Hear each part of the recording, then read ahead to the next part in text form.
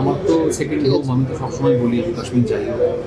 আমার বন্ধুদের সঙ্গে রেগুলার বেসিসে আমার কথা হয়, এখানে আসার আগে আমার সঙ্গে হোয়াটসঅ্যাপে কথা হচ্ছিল যে তারা কেমন আছে, কী করছে।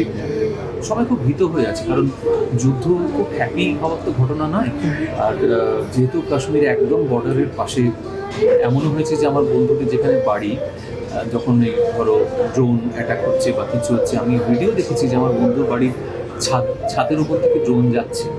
তো সেটা খুবই ভীতিজনক, খুবই ভয়ে আছে মানুষগুলো। এবং সন্ধ্যের পর থেকে রোজ ব্ল্যাক আউট, অন্ধকারে বসে থাকা।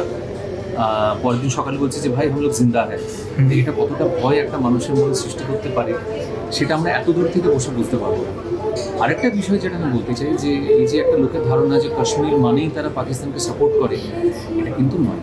15 জন কাশ্মীরি খারাপ মানে কিন্তু 15 লক্ষ কাশ্মীরি খারাপ নয়।